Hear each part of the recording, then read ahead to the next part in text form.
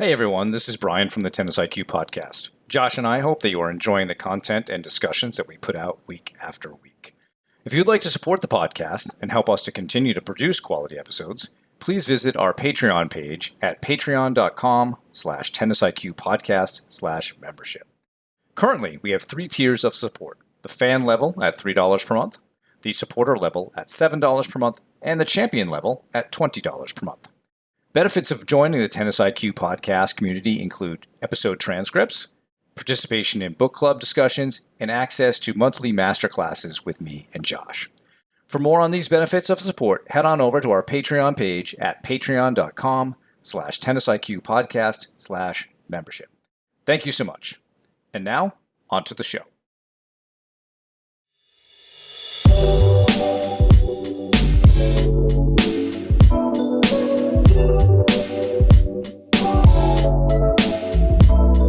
Hello and welcome to the Tennis IQ podcast. I'm Brian Lomax. And I'm Josh Berger. And in today's episode, we're going to be talking about the concept of a mental scorecard. So this concept actually comes from golf and has become relatively popular in golf, where obviously a golfer has their standard scorecard where, okay, they're playing 9 holes or 18 holes or maybe a tournament of multiple days, and they have a certain score for their round, but the idea is that they can come up with a second scorecard, a mental scorecard, where they can essentially keep track of how they're doing with certain controllable factors related to their process. So for a golfer, that might be them going through their pre-shot routine, them visualizing, using their breath, maybe reviewing the last shot, whatever that may look like for that particular golfer. And the idea here, what we could talk about today, is how tennis players can use a similar concept for themselves. So for a tennis player, perhaps that includes their in-between point routine. Maybe it's did they do it or not, or how well did they do, how well did they do some of the different pieces of it? Are we breathing between points? Are we using our self-talk? Are we using some of these different pieces that are within that routine as maybe one potential metric? I think another thing we could look at could be our pre-performance routine and how well we did that. I think another, I think there's a number of different pieces that we could look at that are within our control.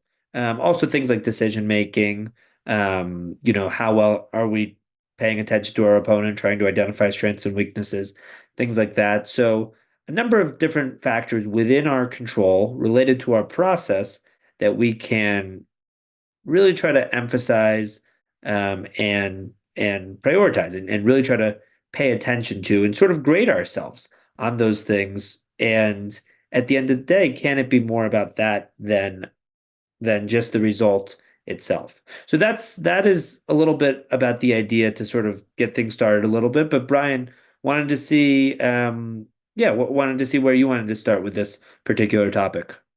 Well, I think this is a great practical thing for listeners to incorporate into what they do. And maybe just for some of the basis of it, we're going off of the idea that the stronger your process is, the better chance you have of achieving the results that you want. And there are a number of sources of inspiration on that. So one of the books that we've read in the past is The 4 Disciplines of Execution. We've mentioned this in the past, that something like winning is what we would call a lag measure, because it lags behind other behaviors. And our process is more controllable. It's something we want to focus on. But in a tennis match, it's very easy to get caught up in the result, get caught up in the score and what's happening, outcome of points. And we're not as focused on the process. And I think using a scorecard like this begins to bring more attention to the process. But one of the things that I think I really like from the 4 disciplines of execution, that the third discipline is about keeping score. And that doesn't mean in tennis keeping score 15, 30, 40. It means keeping score on your process. And so we have to be able to break the process down into certain components that we believe are important for us to execute. And you gave some examples of that, Josh, with respect to between point routine, maybe what you're doing as part of that. It could be other things there. And the idea is, all right, if I really want to do this, then I have to regularly check in with how I'm doing on my process. This concept fits very well in with golf because after every hole, a golfer will pull out his or her scorecard and they'll write down what their score was on that particular hole. And one of the first times I had heard about this concept was from Dr. Michael Larden. He's written several books about golf and helping players find their zone. And he tells a story in which he was beginning to create this mental scorecard with Phil Mickelson. And Phil was actually the guy who coined the term mental scorecard. Up until that time, Michael Larden didn't necessarily call it that, but they were working together on what should be part of it. And for Phil, it was things like, did you visualize the shot beforehand? Did you go through your breathing routine as part of your pre-shot ritual? So they were really breaking it down into these small behaviors. And the idea was that by checking in after each hole, it gave you a chance to improve your process throughout the round. Now, very often when we do these kinds of things in tennis, we ask players to fill them out after a match. And maybe that's not as useful because it doesn't give us necessarily the opportunity to improve the process through the match. On-court reminder sheets can help with that, but I think this would be an interesting concept, Josh, to create this kind of thing with a player and then give them a regular cadence, maybe every changeover, to check in with these things and give themselves, some sort of score that then allows them to, either maintain or improve their process throughout the match. And that then makes the process the most important part. It's not necessarily the score. We're maybe less likely to get distracted by the score or winning or losing. And that's why I think this is a really good practical one for us to look at. And really comes down to, all right, how do we help players, individual players, come up with the right items on the scorecard? Yep. Yeah, I think you bring up a really great point in terms of players being able to take a look during changeovers because, and I think you said this before we started recording, which I agree with. I mean, the amount of time that it takes to play a hole in golf is similar to what two games could be. And it could be a little more, it could be a little less. But yeah, I think, really what it does is it keeps you focused on your process. And I think it's an important reminder to prioritize some of these specific things. Okay, using my routine, right? Using my routine, focusing on, my breath, focusing on having a clear game plan going into the next point, focusing on putting that last point behind me. Some of these different pieces, which I think tennis players recognize that they want to do, but often forget. I think it can be easy to forget. And as you said, that we can have certain reminder systems, perhaps a note card, perhaps certain process goals, certain notes that somebody can look at as they're playing. But I think making this a routine, making it a routine that every changeover, and it's something that I'm thinking about right now. It's like, I could try this as well. I could try this. I haven't used it yet, but, experimenting with it and saying, okay, these are certain things that I'm trying to do. And can I just check off yes or no, whether I did it for those last two games, since the last changeover? And I think it's really important because it's so easy to fall into this trap of focusing too much on the outcome or solely on the outcome, right? We're playing in a match and, okay, I'm serving here and it's 15-30. And I think for most players, sort of the default is to focus on that score. Okay, it's 15-30. I can't lose this next point because then it's 15-40. And then I'm really in trouble, right? So I need to win this next point. And our focus becomes about us needing to win this next point rather than us going through our process, us slowing things down, us resetting, and using a routine to get ourselves ready for that next point and having that clear game plan going into this next point. Instead, we're so focused on I need to win this next point. I have to win this next point. I'm supposed to. And, as we've talked about in the past, those are words: need to, have to, supposed to, must, should, that tend to add a lot of pressure, So, rather than us focusing on what we're going to do, we're not focusing on our process, not focusing on our game plan, and we're adding pressure to ourselves. So we're just making it more difficult for us to execute in the way that we want to in that upcoming point. So I think probably more than anything, it just gives us that reminder so it can be, front and foremost on our minds that these are the main things I'm trying to focus on.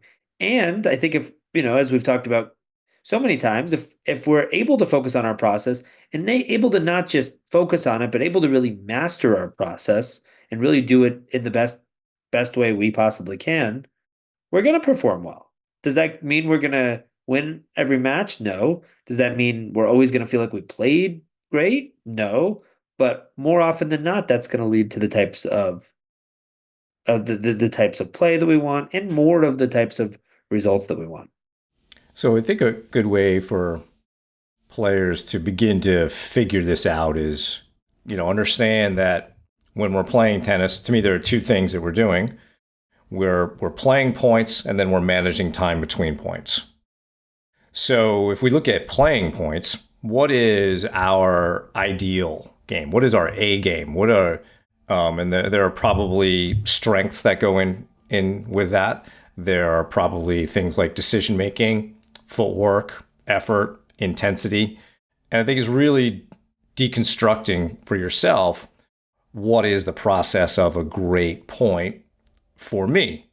And that may give some clues as to what could be on this mental scorecard from a playing point perspective. So if you're the type of person who wants to be hitting lots of forehands and maybe a lot of inside out forehands, well, that might be something to look at. Is, am I using my inside out forehand to dominate play? And you may or may not see success with that. There may be also a necessity of intensity of footwork. We recently had Dave Bailey, kind of the world's foremost expert on footwork on the podcast. And there could be something around contact moves. Am I executing the contact moves in such a way? Or am I using this specific contact move when I'm in a position? So we could get that kind of nitty gritty with the point play part of things. And then we also have what we're doing to manage the time between points. We obviously spend a lot of time on that, Josh, with people. We obviously spend time on the point play as well with respect to decision making and that kind of thing. But between points, you could look at it more globally and say, all right, am I just managing that time? Or you could break it down into, all right, am I breathing at the right times? Am I getting my heart rate down? Am I incorporating my breath before the serve and the return part of the ritual? You could go deeper on the self-talk. Am I resetting? Do I have a kind of a hype script, focus script before point begins? Certainly go deeper on the body language. We could really, I think this is one that a lot of people could use help with. Am I planning out each point? Right? Or if you want to visualize, at least the first shot or two, am I doing that? And so by being able to check in with yourself regularly, and of course we would start off in a practice match with this, right, Josh? You're not going to go enter, you have a tournament coming up in a few weeks and you're not going to just say, I'm going to debut this, right? My first round match. I haven't played a tournament in years, but so what? I mean, you could do that, but most likely you want to practice it beforehand. Yep. And that's a little bit of a safer environment to do that because it's really set up for learning, and that's the whole idea. And so I think this is really specific. Now, of course, when I've done this in the past, Josh, I've called this not the mental scorecard, but the competitive skills scorecard. And I did have kind of like a starter list of things. just to get players thinking. And it was a lot on body language and self-talk and between points, and even some virtues like courage and respect. Enjoyment sometimes could be an interesting one to throw on there. But I've been doing this more recently with a player who is really obsessed with winning, to the point where there would be emotional issues before the match, and she would push a lot because she's so nervous. And we started off kind of like the basics on the scorecard, but one thing we ended up putting on there was playing your A game and doing that more often, because she was winning matches with, not the A game, winning matches with the nervous push game. And Yep. of course, that's lots of players can do that, but as we've noted, there's a definite ceiling to your potential when that becomes your default way of playing. And so we had some success getting her to look at this and as an important variable for her. And with that scorecard, I think, or any scorecard, you have to figure out what's the right way to kind of score it or scale it.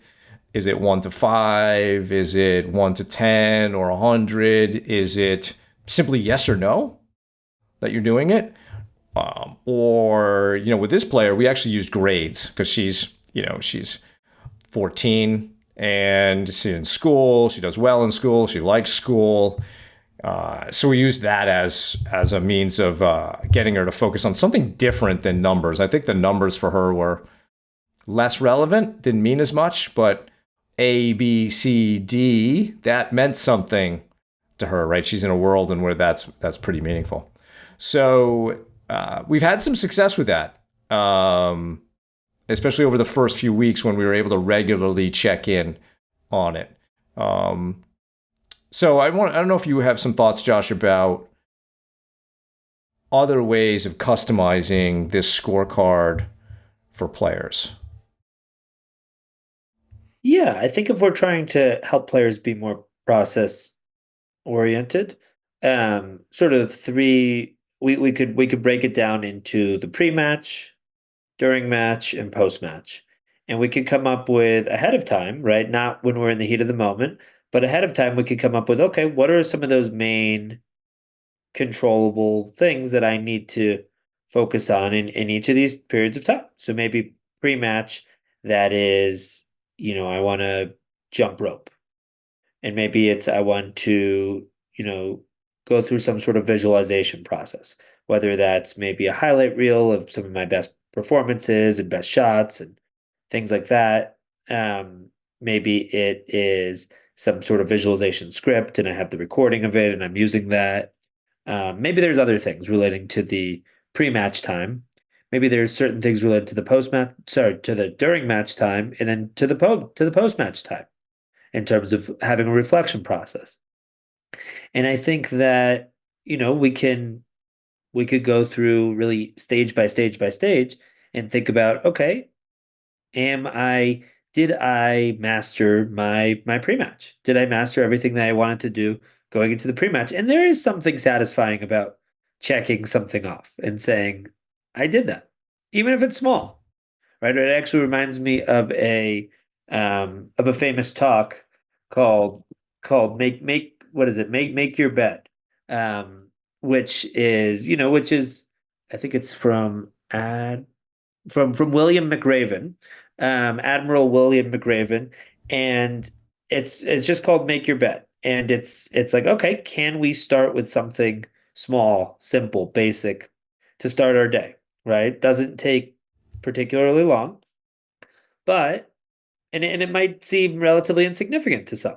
But once we can do that, that leads to a certain momentum that leads to us making that next decision and accomplishing that. And, sort of there could be a snowball effect that takes place.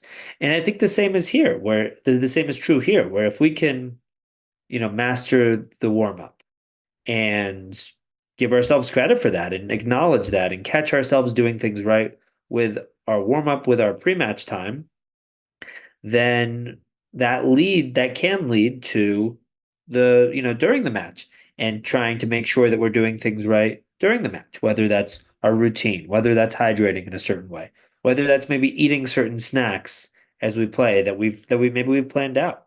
Um, maybe that's our body language. Um, whatever those main things are. And then the post-match time, which I think sometimes gets neglected, but having, maybe it's a post-match stretching routine, having a post-match reflection process. Maybe it's foam rolling, whatever it may be. But I think I think there are benefits for this in the moment, but also for the future. I think in the moment it gives us that sense of satisfaction. It can lead to that, momentum or that snowball effect. But I think also, you know, if we're meeting with if you or I, Brian, are meeting with a player and maybe their match or their tournament didn't go quite the way that they wanted to, but they did a really great job with this side of things. I think that also leads to a sense of confidence. I think that leads to a sense that they're doing things in the right way. They're doing the types of things that will lead to results over time, even if in this past weekend at that level, whatever tournament in whichever state it's in, it didn't go exactly the way that they wanted to. If their process was right, if they went through their checklist, their scorecard in the right way, I think that leads to them feeling like they're doing the right sorts of things that will lead to results over time. I think with the pre-match and the post-match, a little bit different, but still worthwhile to check in with. And I like the idea of checklists, that you work with a player to design the right checklist to hopefully get them in the proper mental, physical, emotional state to perform. And if they weren't, then you can always go back and tweak it. And the same, I think, goes with the process piece in the match. Because we could really nail the variables or whatever it is that we have in our process and our scorecard. But if we're still not like seeing some things, if there's still some barriers, then maybe we need to tweak and add something and figure out, right? All right, maybe we're not 100% yet on your process. Maybe we don't understand your process well enough yet. And I think that there's always going to be some tweaking around this and re-engineering it. And as you overcome certain things, new things will happen. New challenges will pop up. And so I think the scorecard can evolve over time as well. But the idea of checklists for before and after, I mean, is fantastic. You're right, because the after, a lot of times the result, the emotional state after the result can distract us from Definitely. doing something. And I think that goes both ways.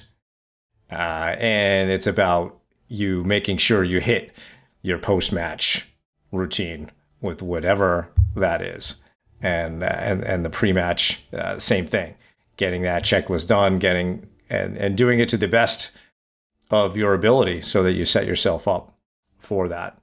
One other way that we can also look at these types of things, Josh, maybe this is more business oriented than sports oriented, although we tend to use this metaphor for between points. You could rate each of the items in your process or variables, kind of using the traffic light metaphor: green, yellow, red. That things are, yeah, this is green, no, this is yellow, no, this is really bad, this is red. And that might be another interesting way for players to assess what's happening. And I think the reason I'm giving out these examples is I want you to feel like you have the capacity to figure out a system of measurement that really resonates with you, that will help you to make improvements during the match that will hopefully then lead to better performance. But I think, the idea of the pre-match checklist, the post-match checklist, and that we're really nailing that is great.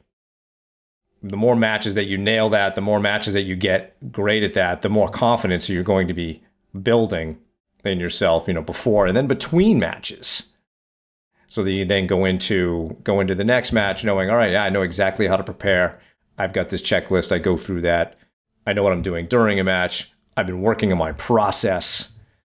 which is what we're, the main thrust of today's conversation is because we always talk about focus on the process, Josh, but then in some regards that can become empty kind of coaching if we're not actually implementing, like really giving players a way of tracking and improving in the performance. Yeah, I think that's a great point. I think there are certain phrases like be mindful or focus on the process that can feel really vague.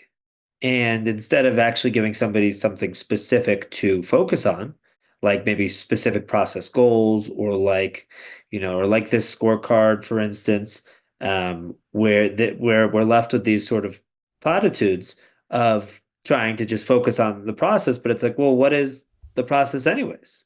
Right. So I think also the idea of sort of a lead measure and a lag measure could also, also relates to what we're talking about with the idea that, and I think we may have talked about this a little bit in the past, but essentially our process, what we do on a day-to-day basis, and sort of our inputs in a match in terms of, our routine, our effort, our attitude, some of these, our self-talk, some of these different controllable factors are are essentially the lead measures. These are the things that we can measure and say, okay, how well am I doing with these things? And I'm sort of starting with these sorts of things. And the lag measure we can think of as the result, the outcome.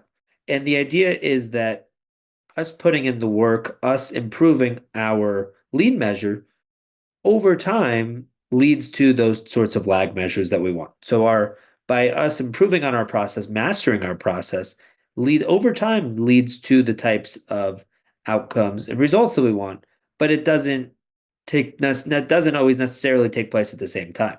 It often lags behind it. And I think the we can make the comparison to somebody who starts going to the gym. They haven't gone to the gym in a long time. They have that first workout, they're sore, they take a look in the mirror and they don't see anything different. And they say, what's going on here? I worked out for the first time. Why don't I see any improvements?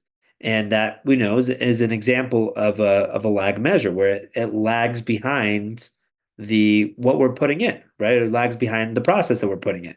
After a few weeks or a few months, as they start seeing improvements, that lag measure starts to catch up in a certain way where um their outcomes, the outcomes or the results essentially catch up with the process that they've been putting in up to this point. And it's the same thing here. It's like, can we have enough trust that if our process is right, if we're doing the right things, if we're controlling what we can control ultimately, then then we give ourselves the best possible chance to have the types of results that we want. Does it mean it's going to happen in that next tournament? No. Does it mean it's going to happen every time? No. But by following a process and measuring it, which is, I think, measuring it and reminding ourselves of that process, like we're doing with this mental scorecard, I think it makes it so much easier for us to make that progress over time. And then it's all about, trust and being consistent with it. Again, I often see, though there will be certain habits, certain behaviors, whether it's something like meditation or visualization, where maybe somebody tries it for a couple times and it doesn't quite click with them. They try it, they say, oh, this isn't working for me, or I don't notice any difference. And then they stop before they give themselves the time to actually feel any impact from it, because it takes time, because it lags behind the process that we're putting in the first place. So I think it is about consistency. It is about trust in terms of knowing that our process is sound, and then being patient enough to, to know that over time that will lead to those types of results. We just don't always know exactly when that's going to be. And that's a great point to bring up, Josh, especially the trust part, because if I were to say to throw out a warning or a caveat, it would be that what will get in the way of doing this is focusing more on winning or results than process. So Yep. if you don't really understand that your process is what will lead to better results over time, if you don't really buy into that, then this concept will be difficult for you. And what you'll see to a certain degree is you may see winning on the scoreboard, but your mental or your competitive skills scorecard will not have great scores. Will be inconsistency there. And that's certainly possible. But to me, that's indicative of a few things, right? Number one, it's indicative that winning to you is more important than determining a good process. Even though we know in the long term that it needs to be reversed. We need a good process first. It also shows me that maybe you're a little uncomfortable getting out of your comfort zone and being intentional with some of these things for some reason. Again, winning being the more important thing might be causing you to do that, or it might even be something like peer pressure. No one else is doing this. Why should I do this? It's very easy to fall into the norms of whatever group that you're in. It also tells me that the circumstances of the match drive your behavior. You're not actually being intentional and in control of yourself. You're letting yourself be controlled by what's going on around you. And until you decide to change that, your results will only reach a certain level, and even to that, they will probably be inconsistent. So your point about really trusting this, and I think our point about understanding your own personal process here and being willing to go into that and go deep on that and hold yourself accountable for that, that's what's going to lead to much more learning and enjoyment and improvement. And it just kind of opens up to me the ceiling of your potential. There's so many things that players do that restrict their ability to grow in the game. And I think this idea of creating a mental or a competitive skill scorecard that you can be using in practice matches to really hone in and train your process is one that helps you kind of shatter the glass ceiling of whatever maybe limiting potential beliefs that you had in the past. So I highly recommend that players work on this. I can't tell you like how many variables is the right number. I remember listening to Jim Lair talking about his work with Dan Jansen, the speed skater. And I think at one point he said they had like 21 different things on their, and he used them as variables on their scorecard. I've used as few as 8. But really, it kind of depends on who you are and maybe even knowing your own barriers in your own performance to add that on. So I think it could be 8, 12, 15, or it could be fewer than that. You could simplify it down to some things. But the whole idea is holding yourself accountable for your process. And we're suggesting doing this in practice matches at the very least on changeovers so that you're giving yourself the ability to improve throughout that match rather than one simple retrospective look where now we can't really go back and change it. And I think in practice matches, and I've certainly been in this boat as well, it's very easy to maybe not approach them with that same level of seriousness or professionalism. And we start chatting with who we're playing with, and maybe it's a friend or maybe it's someone that we've played with in the past. And instead of us really getting the most out of that practice match, it feels more like practice than a match. And it's okay, it's practice, but we're keeping score, but there we don't necessarily, care as much. We don't have the same level of consequence, and we're not doing what we would do between points or between games during changeovers, like what we would do during a match. And I think what this does is it gives us a certain level of professionalism. It means we're taking things as seriously as we can. And I think, when people think about different variables that they could come up with, um, to me, there's two major questions. Number one, are these things within our control? So it's not, I want to hit this many winners or something like that. Or I don't want to have any double faults, for instance. Things completely within our control. And number two, are these the types of things that directly lead to the types of outcomes that we want? And I think if we can ask ourselves those two questions, it tends to become a lot easier to come up with the types of things that the types of variables that we want to write down, whether that's our self-talk, whether that's our breathing, whether that's our, again, routine, I think encompasses a lot of this, our between points routine. Whether that's, us having some sort of a plan to reset or a plan to focus on the next point, or, maybe it's a certain type of body language that we want between points, or, or it's certain patterns of play that we like to use that we want to make sure that we're using and remind ourselves to use. Or maybe, it's something with footwork. Like I know with myself, sometimes on my forehand, I have a tendency to hit off the back foot too much instead of really stepping in and keeping a little bit more weight on the front foot. And, for me, that's an important reminder. That could be a process goal, that could be on my mental scorecard, just as so that it's something that I make sure that it's on my mind. Because I know if I do that, I tend to hit my forehand a lot better. Um, I would maybe shy away from things that are overly technical because I think we tend to, maybe there's one thing that has to do with technique a little bit, but I think if there's too many technical things, we tend to get in our head about that. Um, and yeah, so people, I think through our conversation should hopefully have enough information to come up with what theirs could look like. And we always love hearing from people, right? If you try this, if you try it in a practice set, a practice match, in a tournament, in a league match, we'd love to hear from you. Feel free to send us an email at tennisiqpodcast@gmail.com. We'd love to hear how it goes. Was did it feel weird? Did it help you? Again, and I would say don't try it once, right?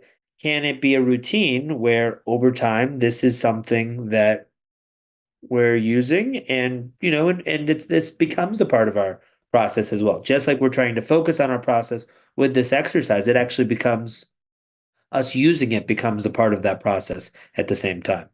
That's great, Josh. And I think it would also, if people want to even give us examples of what's on their scorecard or ask us questions about that, we would love to hear that and get that kind of feedback. So, well, thanks for that discussion. That was really good. And that's our show for today. Thank you all for listening. For more on today's episode, please check out the show notes. If you have any feedback or questions for the two of us, please email us at tennisiqpodcast@gmail.com. Also, if you are enjoying the content that Josh and I discuss on the show, please rate and review the podcast so other tennis enthusiasts can find it more easily. Additionally, to be notified of new episodes, please subscribe to the show on your podcast platform of choice, including YouTube. And you can also check us out on Instagram. If you would like to support the podcast, please visit our Patreon page at patreon.com/tennisiqpodcast/community. /membership, where you can learn about the benefits of being part of the Tennis IQ podcast community. Thanks again, and we'll talk to you soon in our next episode.